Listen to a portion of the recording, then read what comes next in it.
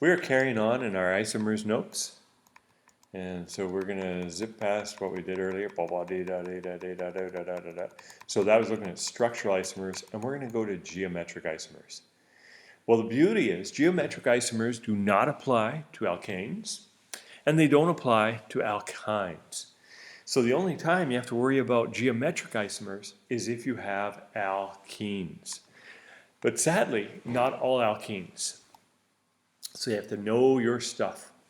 Now what happens is we end up with a carbon-carbon double bond, and we're going to end up with things sticking out of them.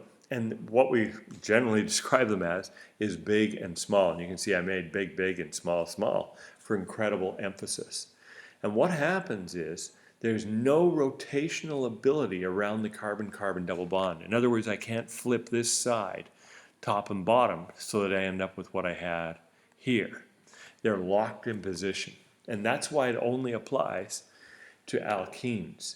It doesn't apply to alkanes because they have a single bond here, and we can spin around, we can rotate around that and duplicate shapes.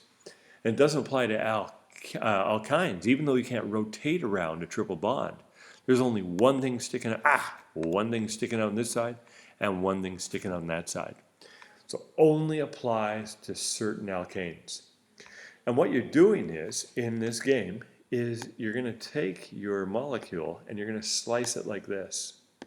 And then you're going to look at big, small, and big, small, or big and then small, big. And if you have a situation like that, then you're either going to have a cis isomers or trans isomer. The nice thing is, if you end up with something identical top and bottom on one side, as soon as you have that, then there are no geometric isomers. It doesn't need to flip over.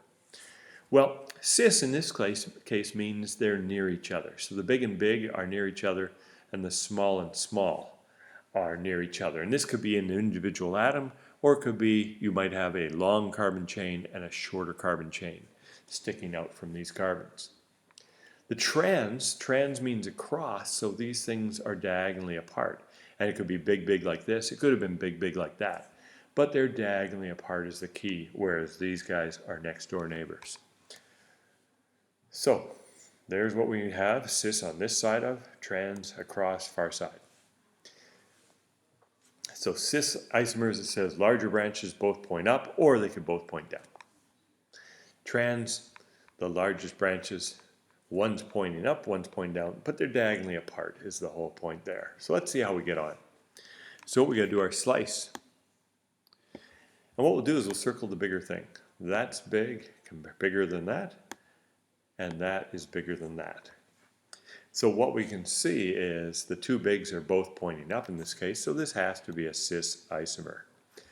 And it happens to be cis-2-butene if you want to practice your naming. But what we're really interested in is that cis. We look at this next one. Again, we slice across the double bond like that, and we're going to circle the big and circle the big. So we circled this CH3 because it's bigger than the H, and we circled the ethyl because it's bigger than the methyl. So this is another example of cis, and then more practice with the naming, 3-methyl-2-pentene. We do this one. We got to do our slice. Kachunga. So that CH3 is bigger than the H, and this is clearly bigger than the ethyl. And some of you are saying, well, we're overdue for a trans one. Probably that's true as well. So that is definitely a trans isomer with a fairly obnoxious name. We might have done one like that earlier. We hit another one like so. Well, we look at this and we say that's similar to the last one. This is bigger than that. But these ones are equal. So even if we flip it over, we end up with the exact same thing. So this is an example of no geometric isomers. And there's just its crazy name. Now I'm just going to backtrack to the previous slide. In theory, you're supposed to write the trans in italics in front. You don't put any hyphen. So the cis or trans goes in front. You don't have to write it in italics. Just write it in lowercase before the name. And then we'll know that you recognize cis or trans. Typically on a worksheet I would ask you though if I want to know about cis or trans. If I wasn't interested, I'd just say name the thing and we can disregard that part of it.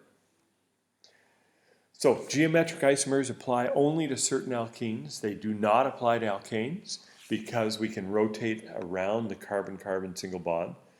And they do not apply to alkynes because you only have one thing sticking out either side. So you can't get branches locked up and down on both sides to get the cis or trans.